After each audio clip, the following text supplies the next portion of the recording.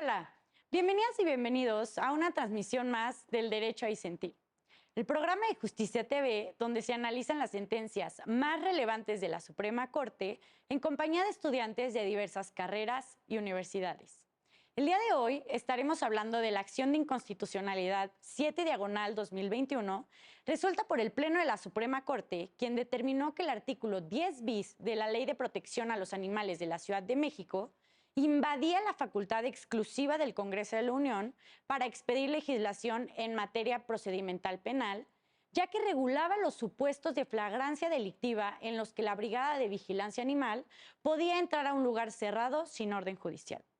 Para platicar de ello nos acompañan Fernanda Maya, de Derecho de la UNAM, Mónica Ortiz, de Derecho de la UNAM, Arturo Deloy, de Derecho de la Ibero, Yoshio Lara, de Derecho de la UNAM, y Antonio Alarcón, de Veterinaria y Zootecnia de la UNAM. Yo soy Renata Romero, comenzamos.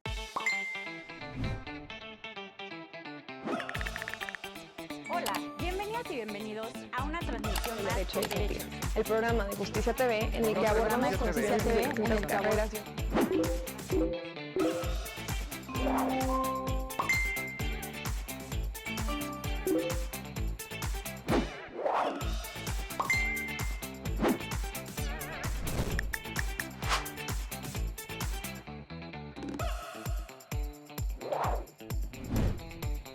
Como les platicé en la bienvenida, hoy vamos a estar hablando de una acción de inconstitucionalidad resuelta por el Pleno de la Suprema Corte, quien invalidó un artículo de la Ley de Protección a los Animales de la Ciudad de México porque este invadía la competencia del Congreso de la Unión.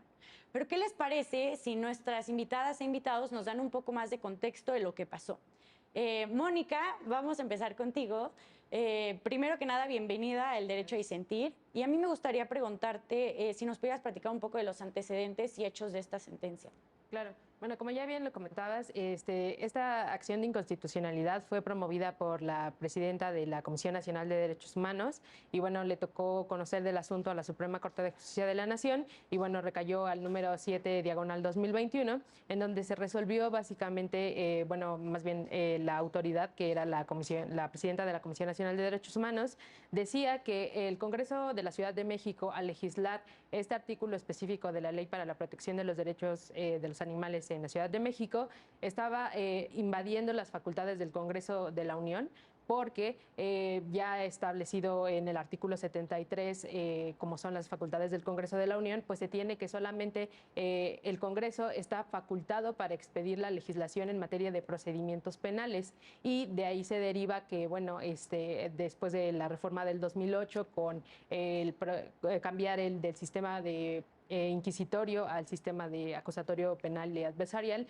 pues se genera que se implementara la reforma para que se creara el Código Nacional de Procedimientos Penales, y para ello pues el Congreso de la Unión pues era el único facultado para expedir esta reglamentación, ¿no? Entonces, por esa razón, dentro de su único concepto de agravio, la presidenta de la Comisión Nacional de Derechos Humanos decía que el Congreso local estaba violando las facultades del Congreso de la Unión porque estaba expidiendo específicamente un supuesto que ya estaba regulado en el Código Nacional de Procedimientos Penales, específicamente en el artículo 290, donde se regulaban pues los supuestos de donde la autoridad podía intervenir en lugares o espacios cerrados donde se estuviera cometiendo en flagrancia pues algún delito, ¿no? Y que en este caso, pues en el caso del agravio hacia los animales, pues se podría llevar por dos supuestos, ¿no? Que ya también estaban regulados. El primero, pues decía que si esperaban como más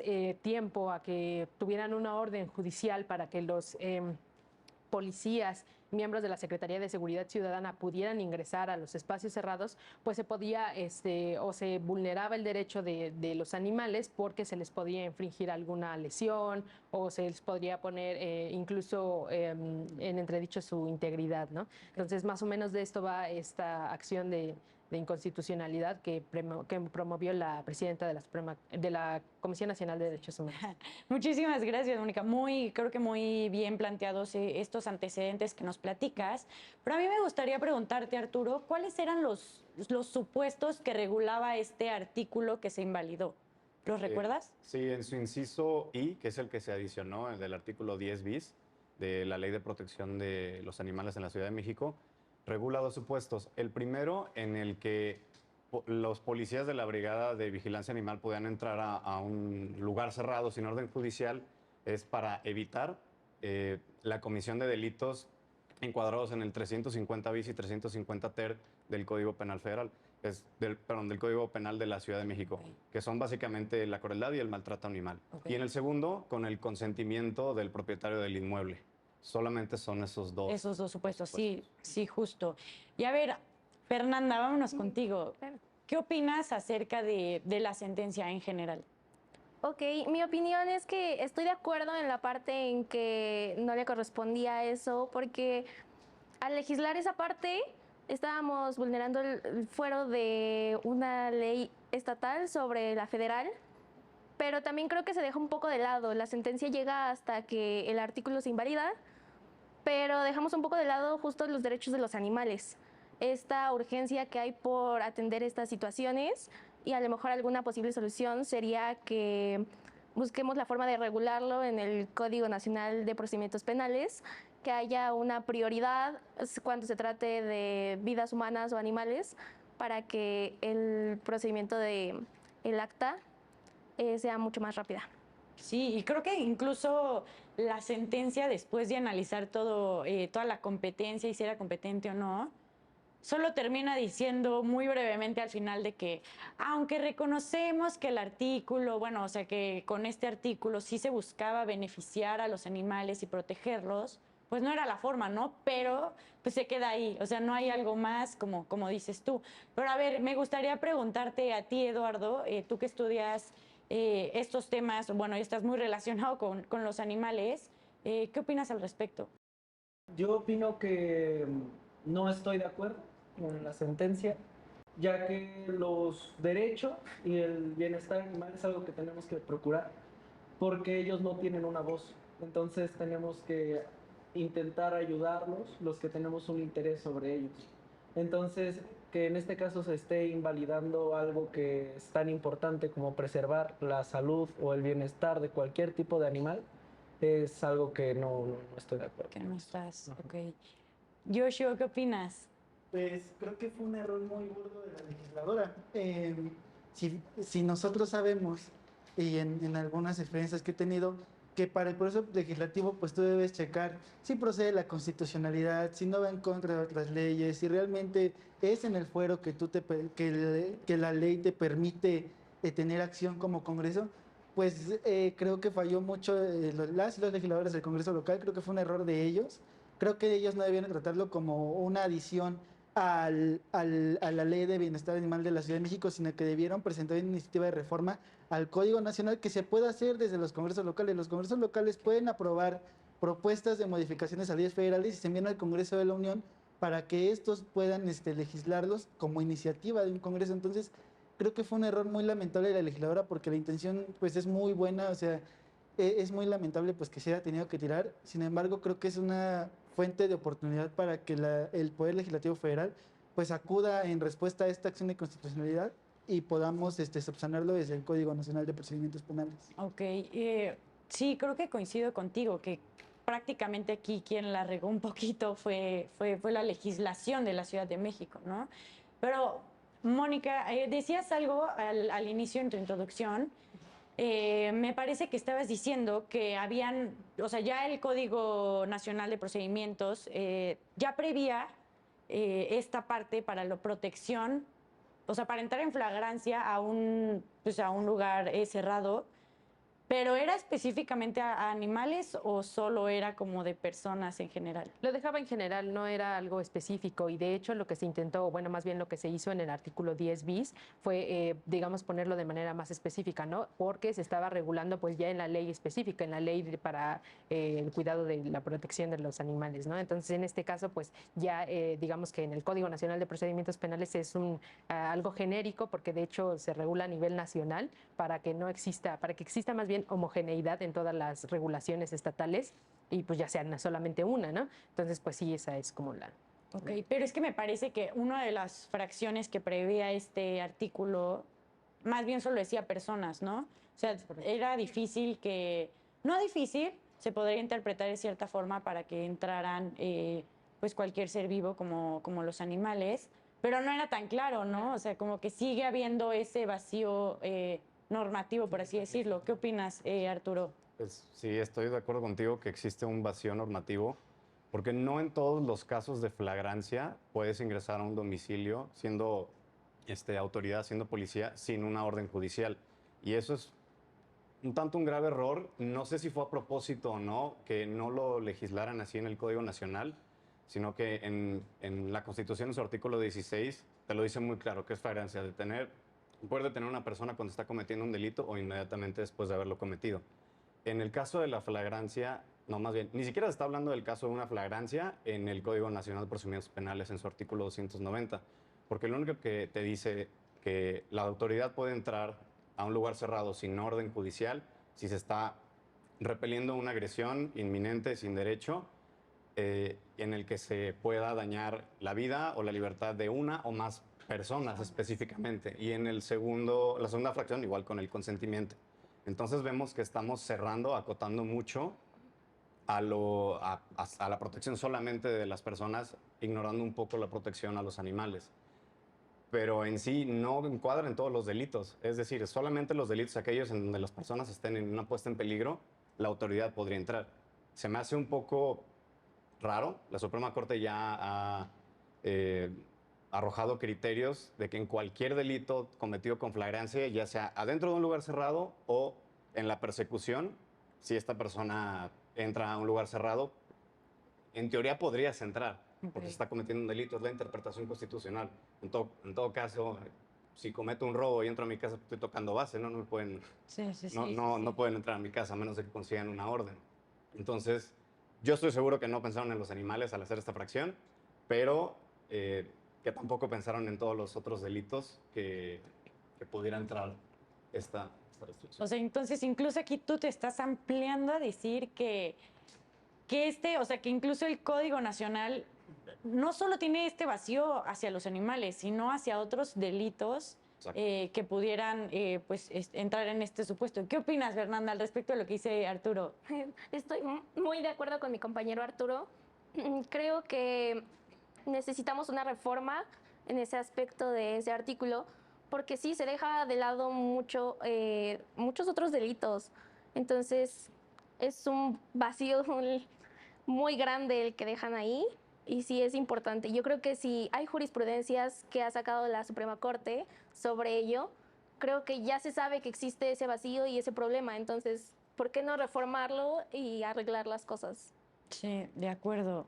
Eduardo, yo sé que tal vez estemos hablando con muchos términos jurídicos, pero ¿qué opinas al respecto de lo que se ha dicho? O sea, ¿tú crees que en sí la sentencia fue mala o que era el legislador el que debió haber previsto que no podía legislarlo porque no estaba en sus manos hacerlo? Creo que ese es el problema, porque como lo decía esta Moni, hay muchos tecnicismos que se pueden interpretar a distintas maneras, o sea, esa base de interpretaciones.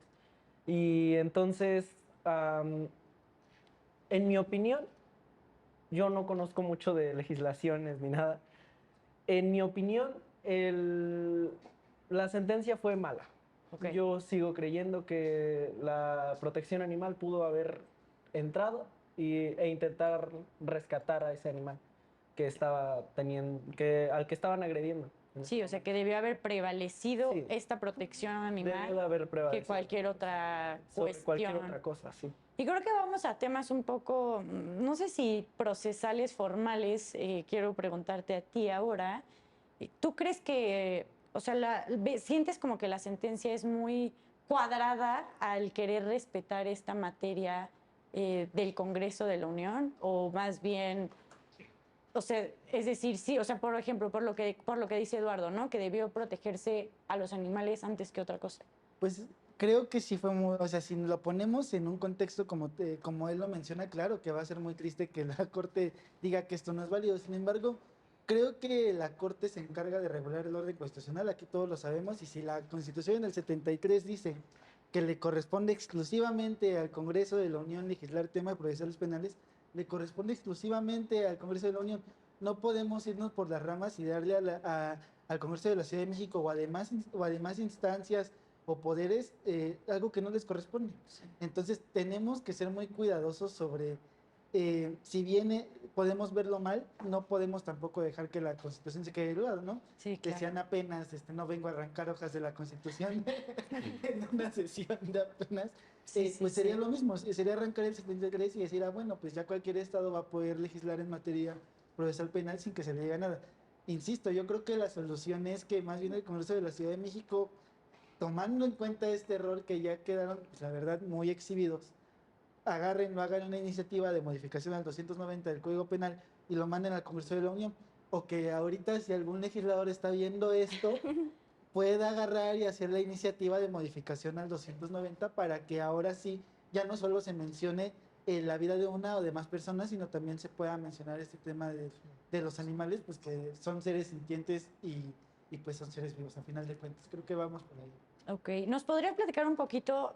Mencionabas ahorita en tu intervención y en la intervención pasada que también los legisladores de la Ciudad de México, bueno, legisladores y legisladoras, pueden presentar una iniciativa a este Código Nacional de Procedimientos.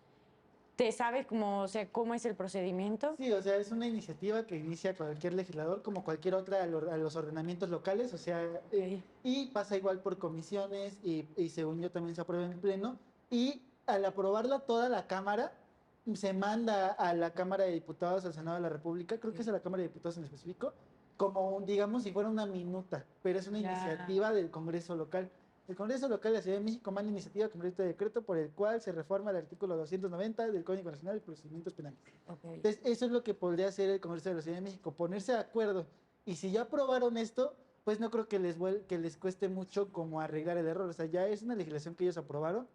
Creo que pues podrían volver a construir la mayoría necesaria para que esta propuesta de reforma al Código Nacional pudiera prosperar y mandarse al Congreso de la Unión. O insisto, un legislador federal pues también puede agarrar la idea, porque si seamos bien sinceros, si nos esperamos a que el Congreso local agarre y haga todo este proceso de la aprobación de la iniciativa. Porque serían dos procedimientos, por así decirlo, ¿no? Uno primero en el local y ya terminado ese pasa a lo federal. Entonces yo creo que más conviene, pues por ejemplo, ya en un tema más, digamos, de formas, pues que a lo mejor vayan legisladores locales al Congreso de la Unión, que con varios diputados federales se sienten a platicar y pues saquen ya directamente. ¿Sabes? Sí que en una cuestión de economía procesal sí lo podemos manejar con ese término. Podría ser más o menos por ahí una idea de cómo solucionar esto y pues para que salga rápido, porque pues el bienestar de los animales no espera, pues, y diario hay animales maltratados, entonces creo que puede ir por ahí. Sí, me parece interesante lo que dices, o sea, bueno, lo que propones casi a las personas que nos están escuchando, y es muy interesante, ¿no?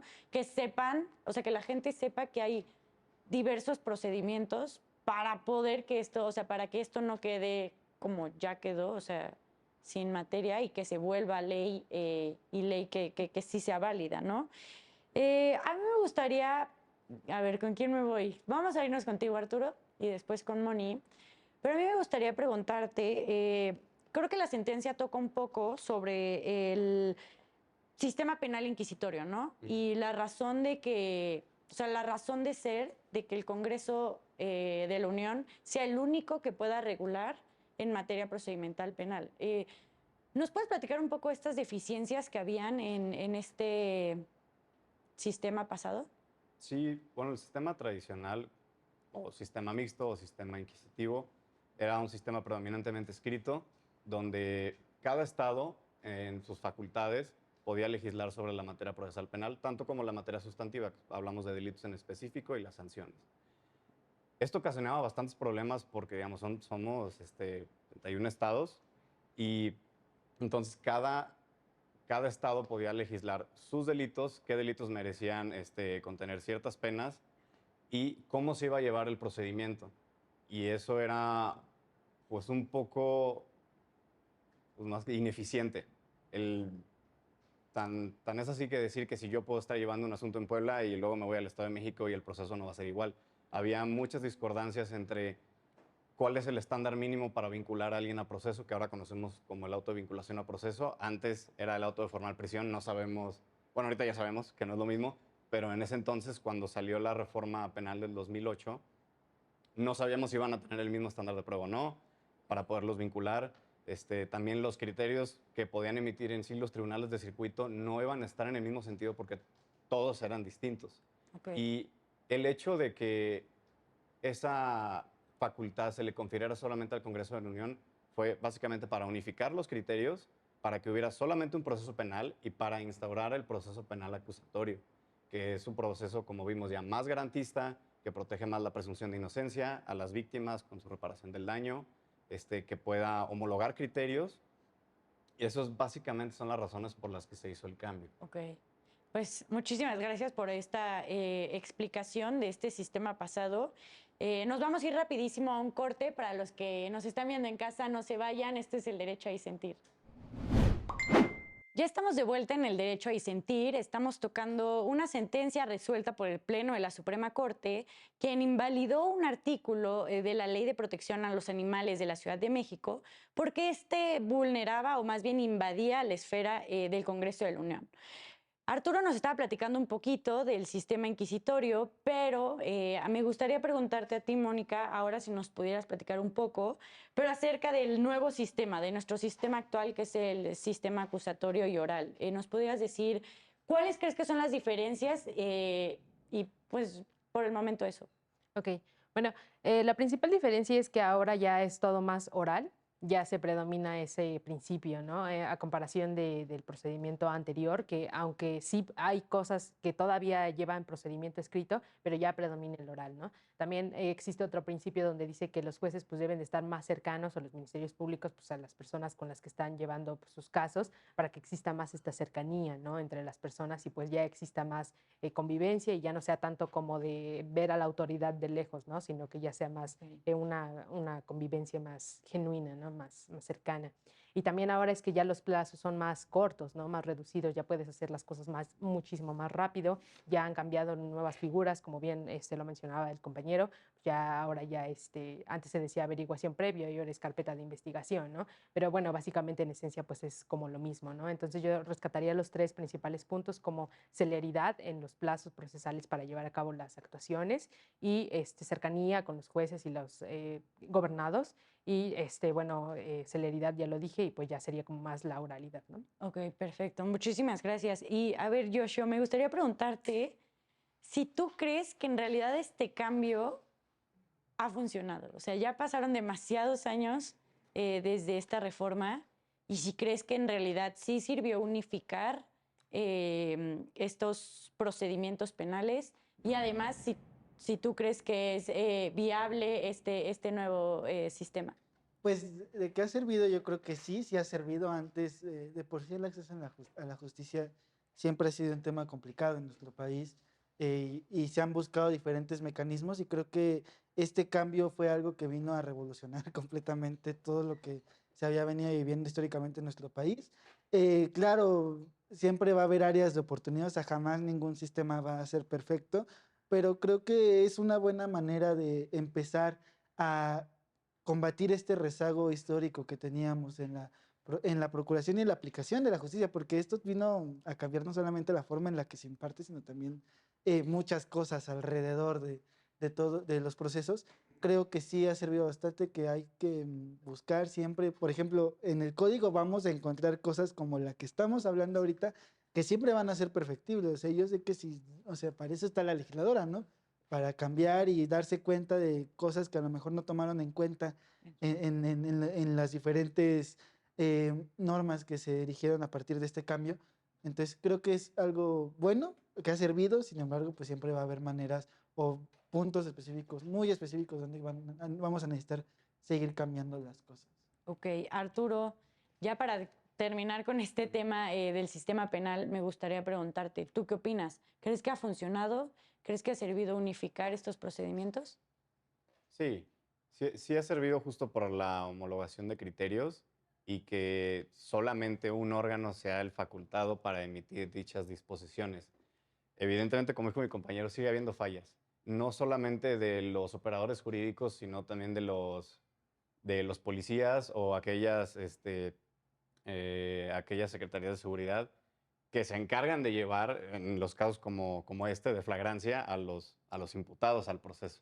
Entonces, sí fue un avance enorme, más que nada por el acortamiento de los plazos. Muchas personas que ya su proceso máximo va a ser de 2 años, no como 10 años en prisión preventiva como lo habíamos visto últimamente. Entonces yo creo que sí ha tenido un cambio positivo, pero como dijo mi compañero, siempre es perfectible. Sí, claro, siempre hay áreas de mejora y es importante darnos cuenta de ellas, ¿no? Pero creo que sí hay pues un acceso a la justicia mucho más fácil con este nuevo sistema que tal vez con el pasado y eso es lo importante. Ahora vamos a cambiar un poco radical el tema que estábamos viendo, que ya estaba siendo muy técnico y muy penal y muy de competencia. Y a mí me gustaría dirigirte a ti la pregunta, Eduardo. ¿Qué opinas sobre, o sea, sobre los animales, sobre sus derechos? O sea, creo que en el derecho y en la doctrina hay un debate si estos animales, o sea, si los animales más bien tienen derechos o no tienen derechos. Pues los animales sí tienen derechos. ¿Y por qué? Porque son seres que están viviendo y están sintiendo. Entonces, en este caso en el que estamos hablando, es un animal al cual le están faltando. Le están faltando a su salud o le están faltando a su integridad. Y este animal está sufriendo. Por ende, tiene derechos. Tiene derechos a que lo defiendan y tiene derechos a que quien le esté faltando, ya sea un ser vivo, cualquier otro, un ser humano, le tenga una sentencia. ¿Por qué? Porque los animales, además de que tienen sentimientos, tienen inteligencia. Ya se han hecho cientos de estudios que comprueban que hasta un pez dorado tiene la inteligencia de memorizar cosas. Entonces, este también tiende a sentir. Por eso los derechos de los animales son algo muy importante. Y aunque tal vez en la carrera de medicina veterinaria a veces se faltan a los derechos, pero es en base al estudio para saber cómo podremos seguir ayudándolos. Existe en este caso los animales que son de laboratorio, que son especies que son creadas para estar en un laboratorio y que nosotros aprendamos sobre ellos para después ayudar a los animales que están en cierta libertad. Uy, entras aquí en algo bien intenso. Entonces, ¿y estos animales tienen derechos o no, los del Sí los tiene, laboratorio? porque se les respeta en todo momento. Tú no le puedes sacar una foto a un ratón al cual estás haciendo un procedimiento, porque entonces tú estás faltando al derecho y tú te puedes ir a la cárcel por hacer eso.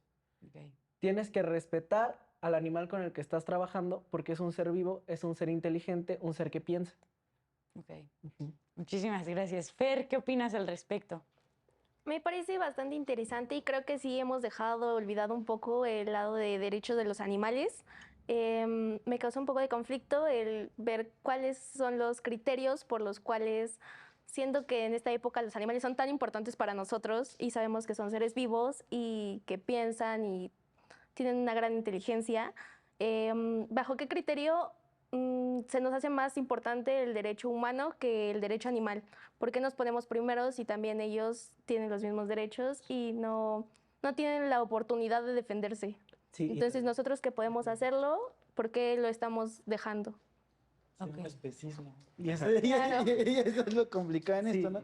Porque ahí entramos, o sea, podemos tener un debate inmenso sobre este tema porque el especismo es la principal razón de ser del veganismo, de la gente vegetariana, porque nosotros al, digamos, sentirnos dueños del planeta y de todo el ecosistema en sí, planteamos que nosotros tenemos que regular del derecho hasta las mismas plantas. Y eso es lo que el mismo derecho pues comete un error de que pues si nosotros lo redactamos como seres humanos, pues ¿por qué nosotros no nos vamos a poner en el centro? Sin embargo, pues últimamente ha habido muchos movimientos, mucha gente en el activismo.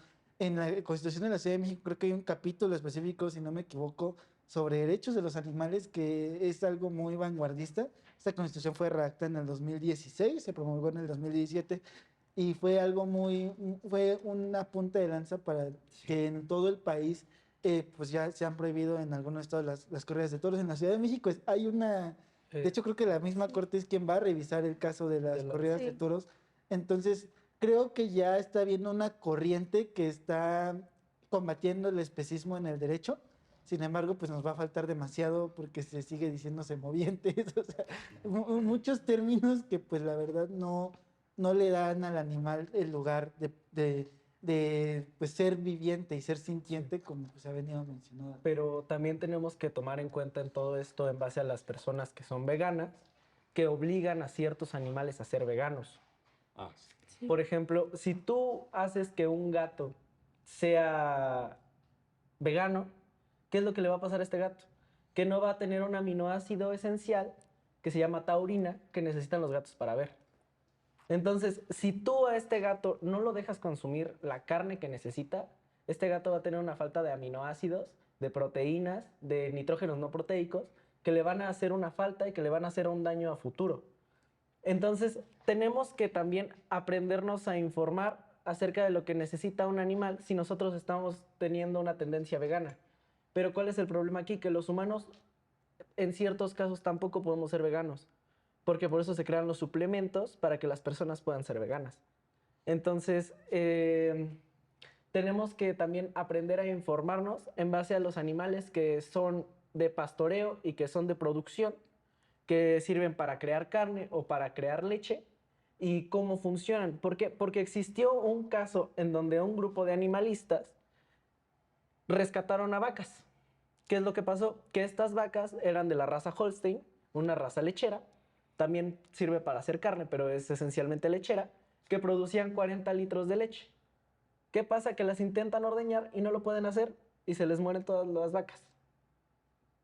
Entonces ahí empieza el problema, en la desinformación que tenemos las personas sobre los animales que están en producción o que están en un cautiverio, como los animales que están en un acuario. Si nosotros tenemos a unas razas de peces en un acuario y las intentamos liberar, ¿qué pasa? Muchas veces estas son plaga, como los peces tigre, creo que son los que liberaron, y los lograron liberar, hicieron todas sus revueltas, los liberaron y se hizo una plaga que ahora está exterminando a otras especies que sí estaban libres. ¿Por qué? Porque estas especies que están en cautiverio no están acostumbradas a estar en libertad. Entonces tenemos que tanto fijarnos en los derechos de los animales, como fijarnos en qué condiciones están mejor para vivir. Si en cautiverio o estando en una libertad.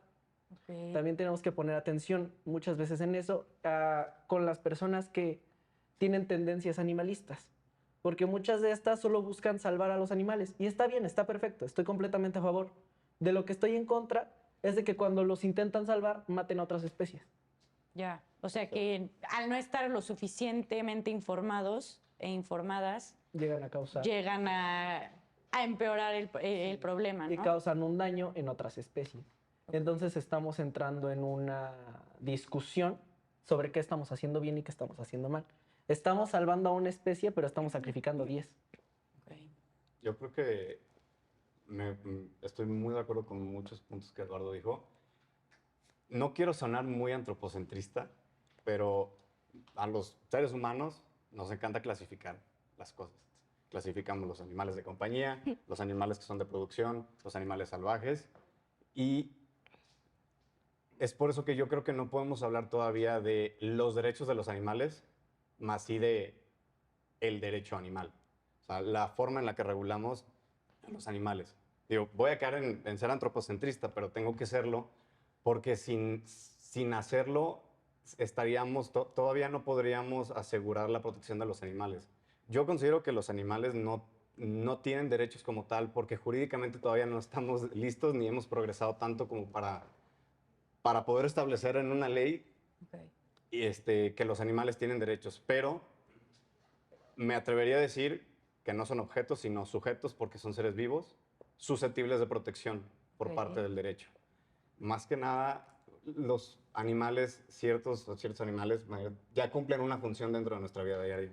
Los peces, las vacas y otros animales que consumimos o utilizamos para el vestido y para otro tipo y sinfín de productos. Entonces, el hecho de darle derechos como tal, digamos, a los perros, que no te puedes comer un perro. En China sí, aquí no. Pero, ¿por qué una vaca no tendría lo mismo? Es el hecho de clasificar a los animales lo que impide mucho que podamos otorgarle derechos iguales a todos los animales. E incluso la Ley de Protección Animal de la Ciudad de México te habla sobre las plagas. Y dice, no puedes maltratar ni, o sea, ni estar matando ni torturar a ningún animal, excluyes las plagas. Dice, bueno, una plaga puede ser desde una cucaracha hasta un ratón.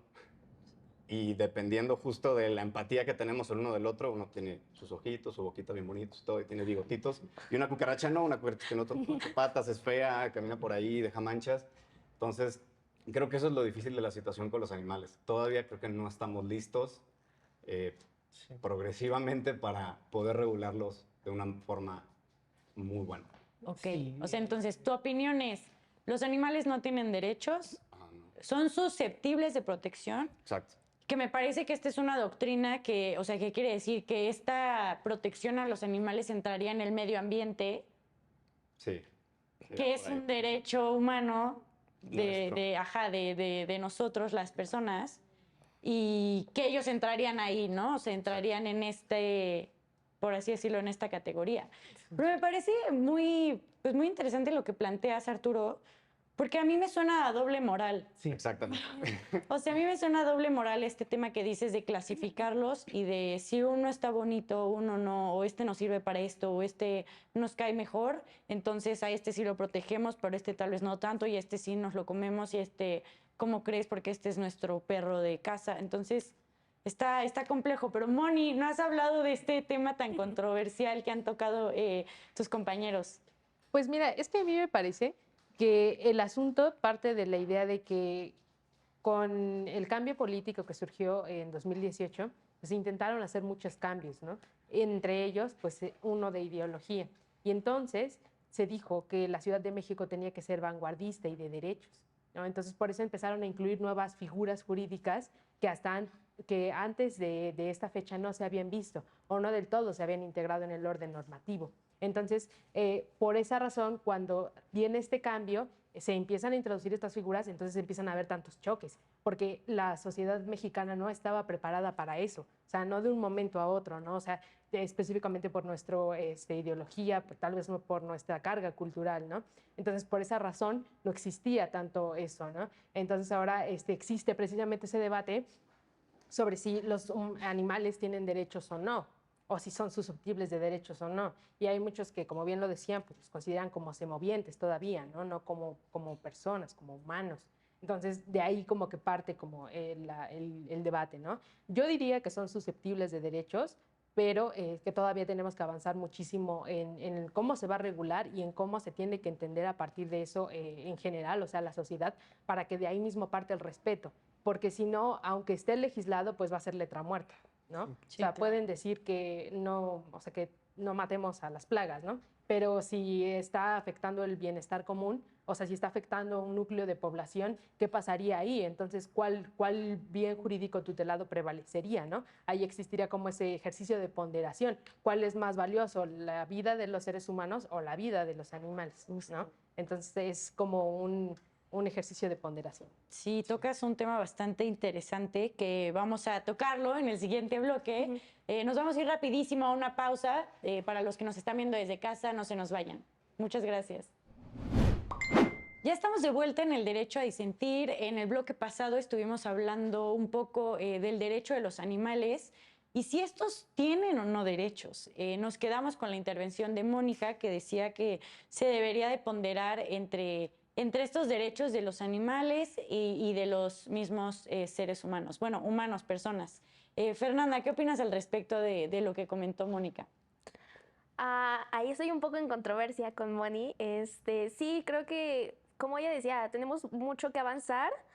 También creo que la cuestión de que no tengamos bien claro esto, precisamente es como decía mi compañero, que tenemos mucha desinformación en estos temas. Se tendría que acercar más a los expertos para que nos apoyen, que nos informen realmente qué es lo que se necesita para no dañar ni de un lado ni del otro.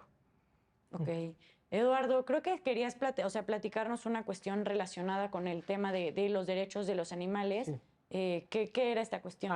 Cuando, por ejemplo, tenemos un grupo de animales que en este caso son los ajolotes. Los ajolotes hace un tiempo los cazaban y se los comían, que porque tenían poderes, ¿no? Que te iban a hacer que te regeneraras. Y ahora, ¿qué pasa? Que ya no lo podemos hacer porque estos animales están en peligro de extinción. Entonces, esto hace que los animales tengan derechos o no.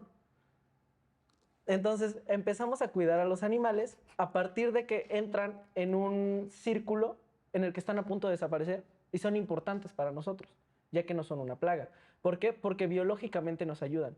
Y recordemos que nosotros, si nos apoyamos en la teoría de Charles Darwin, de adaptarse, sobrevivir y vencer, entonces estos animales se están adaptando para sobrevivir y seguir existiendo.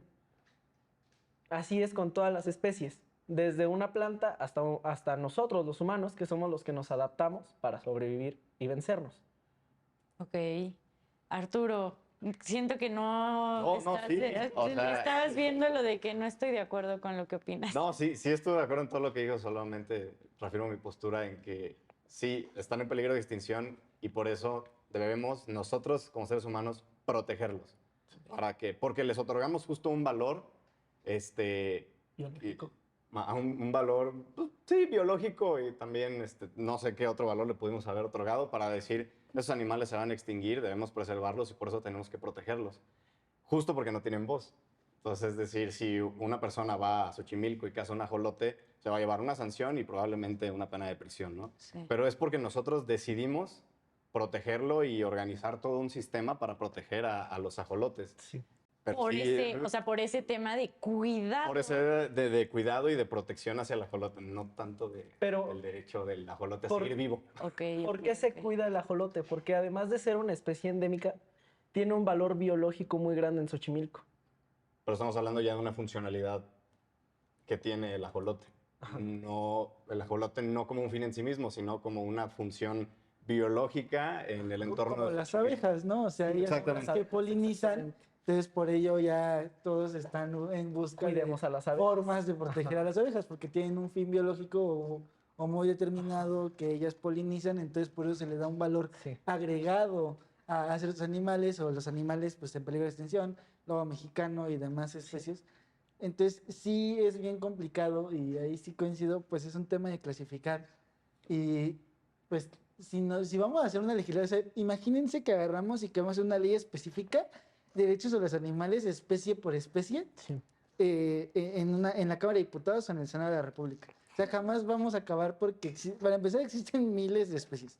Y en segunda, ¿por qué vamos a tener nosotros o qué fundamento va a tener el legislador, por más expertos que ellos citen en un parlamento abierto o demás mecanismos, con qué mecanismos el legislador va a determinar la importancia de un animal sobre otro o por qué uno o por qué el otro no? Entonces, creo que son sujetos de protección de derechos, pues está en la Constitución de la Ciudad de México, nos gusta o no, a mí yo creo que está bien, pero es muy complicado, o sea, de verdad sería una labor eterna hacer una legislación completa en materia de derechos de los animales o de responsabilidad sobre los animales o cualquier otro mecanismo que se pueda generar. Sería muy complicado. Por ejemplo, reforzando lo que dices, en la veterinaria se divide en ciertos grupos. Está la apicultura, que es para las abejas. Están los animales de producción, que llevan a los rumiantes. Lleva la cunicultura, que son los conejos. Están los animales de compañía y los de funcionalidad. Los de compañía pueden ser perros y gatos, y los de funcionalidad pueden ser, por ejemplo, el perro que ayuda a una persona ciega. Claro. ¿Ok? Entonces, en la veterinaria así los dividimos y así es como les otorgamos cierto valor. Los de producción, ya sea cunicultura, tú lo puedes conseguir vivo, pero también lo puedes encontrar ya en canal. Canal significa que ya está apto para la venta. Ajá, entonces aquí es cuando tú decides para dónde llevar a este animal en base a las funciones que nos están dando a nosotros los humanos. Yo creo que sería más fácil así entonces. Sí, entonces Clasificarlos. es clasificarlos en base a su dividendo de para qué nos dan una funcionalidad. Si estos tienen funciones zootécnicas, las zootecnias son los que se dedican a la producción, a la explotación del animal, a una explotación que se lleva con que el animal... ¿Cómo hacemos nosotros para explotar a un rumiante, que en este caso podría ser una vaca, una cabra o una oveja? Pues teniéndolo feliz, teniéndolo bien alimentado y teniéndolo en una sociedad en donde este animal esté cómodo. Exacto. Ajá, así como con las aves. Si tú tienes un grupo de aves en las que hay una sociedad jerárquica firme, ese grupo de aves van a estar bien. Entonces, esto es la zootecnia. La zootecnia es explotar al animal a manera en que éste esté bien. Porque si tú tienes un animal mejor, la producción va a ser mejor. Ok. Y además verlo del punto de vista veterinario, que es casi lo mismo, pero no es igual. El punto de vista veterinario es tener animales, por ejemplo, de producción que estén sanos. Es ver por la salud, ver por el bienestar y ver por la comodidad del animal. Está muy interesante todo esto que nos planteas. Creo que hoy sí venimos a clases de animales y de sus clasificaciones. Está muy interesante. Me parece muy... Creo que sigue siendo problemático por esta falta de claridad de si es en realidad el derecho del animal o el derecho del humano a la protección de este animal para su conveniencia. Sí, es Que para el eso- egoísmo del humano. Y eso me parece, pues, complejo y les digo, creo que me parece que es una doble moral el estar diciendo como ciertos animales sí, ciertos animales no, o estos no importan tanto y estos sí, protégelos más. Pero bueno, a mí me gustaría que empezáramos a concluir. Entonces, ¿qué te parece, Moni, si empezamos contigo? ¿Qué opinas al respecto de lo que hemos platicado y de la sentencia? Bueno, respecto de lo que hemos platicado, yo creo que a la conclusión a la que llego es que efectivamente existe una doble moral, porque por un lado el Congreso tanto el Congreso local como el Congreso federal están legislando en pro de los derechos de los animales, pero por otro lado, o sea, fácticamente vemos todo lo contrario, ¿no? Por ejemplo, con la existencia de los zoológicos, ¿no? ¿Qué pasa? O sea, ahí no nos conviene que los animales tengan derechos, o sea, para que un leopardo, para que un puma, no sé, X animal esté ahí como muy bonito y todo preparado para que todas las personas vayan, ¿qué sucede, no? O sea, lo tienen que sedar, lo tienen que drogar, ¿qué es lo que ocurre? No soy la experta en eso, pero considero que ahí, o sea, como que contraviene, ¿no? O sea, tu animal me está satisfaciendo a mí como humano las necesidades que yo tengo de verte bonito ahí, ¿no? Entonces, ahí sí considero que existe una doble moral. Y respecto a la sentencia, considero que el Congreso local sí invadió la esfera de competencias del Congreso de la Unión, porque específicamente la Constitución Política de los Estados Unidos Mexicanos le concede esa facultad al Congreso Federal, ¿no? Entonces, al querer hacer en una legislación específica, agregar un supuesto específico que ya estaba regulado en una ley nacional, que había creado el Congreso de la Unión, sí, definitivamente desbordó y pues invadió la esfera competencial de otra autoridad.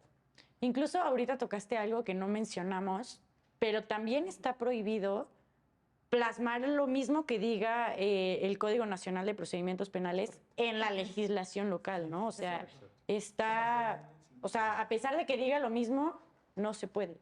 Y creo que es muy importante detallar eso. Eduardo, vámonos contigo.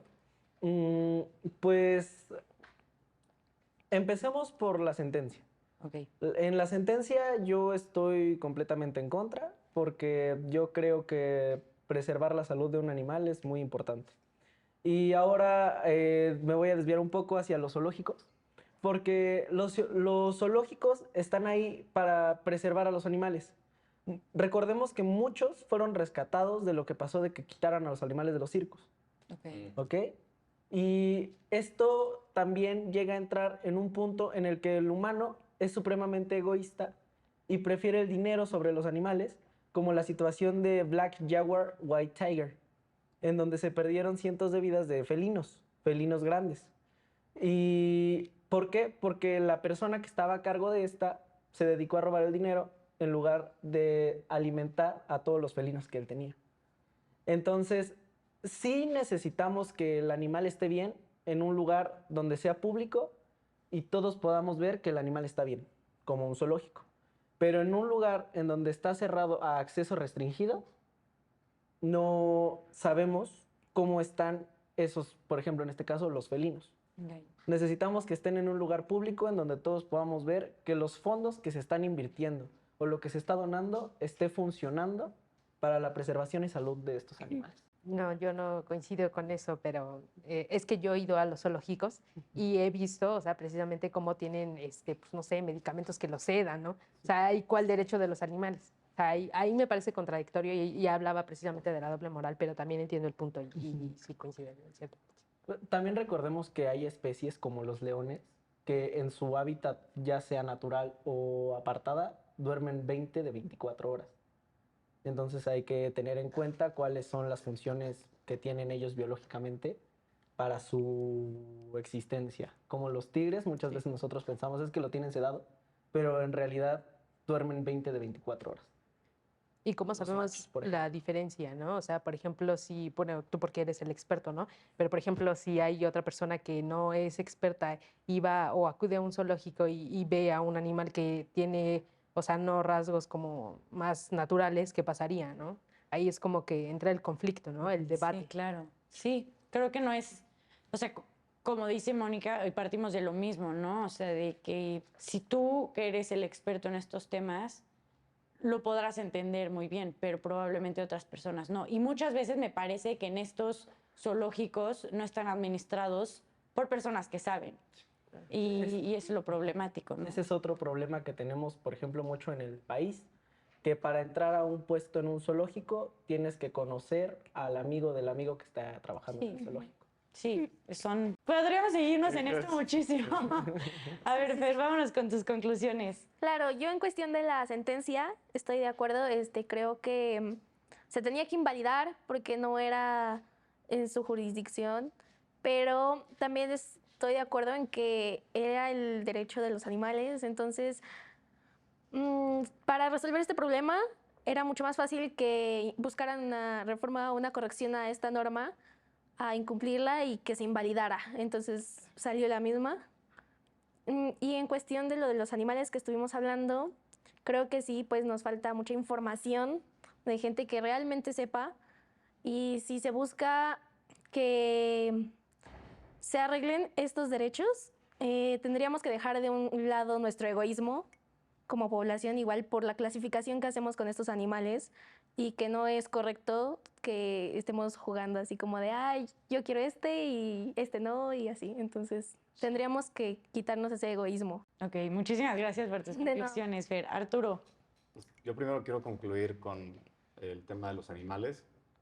Sostengo mi postura, son seres susceptibles de protección. Yo espero que lleguemos a algún punto en donde jurídicamente sea dable otorgarles derechos y tal vez con la clasificación que tú nos diste, incluso siendo egoístas y de doble moral, empezando con los que tenemos más empatía, perros y gatos, posteriormente con otros, pero el mundo tiene que cambiar mucho todavía.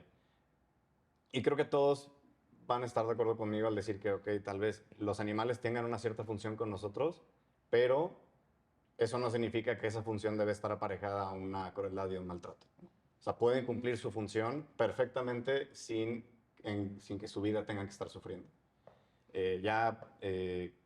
Enfocado al derecho procesal penal, estoy de acuerdo con la sentencia, se emitió con todas las de la ley, pero creo que puedo concluir que siguen habiendo varias disposiciones del Código Nacional de Procedimientos Penales que se deberían aclarar. Si en dado caso quieren, se podría modificar la fracción de poder entrar a un lugar cerrado sin orden judicial para repeler una agresión real, inminente, sin derecho, para salvaguardar la vida o la libertad de una persona con ser protegido. Tal vez esa podría ser la solución para poder otorgarles justo el valor que merecen a los animales. Claro. Sí, no dejarlos de lado. Exacto. Yoshio, vamos a terminar contigo. Me dejan sin qué decir. Bueno, para empezar, pues el tema de los animales, la verdad, creo que aquí es la importancia de compartir entre disciplinas, porque pues yo jamás me hubiera enterado de muchas cosas si yo no hubiera conocido a Eduardo el día de hoy. Entonces es muy importante el trabajo del derecho con las disciplinas, porque si no jamás vamos a poder generar leyes o mecanismos efectivos en cualquiera de los ámbitos. En este momento estamos hablando de los animales, pero hay demás cuestiones, ¿no? O sea, ¿cómo vamos a hacer una ley de protección civil si no le hablamos a un geógrafo? Claro. Porque la labor del legislador, y me voy a enfocar mucho en el legislador en específico, es tomar en cuenta la realidad que se está viviendo, muchas circunstancias, la voz de los expertos, porque hay un tema.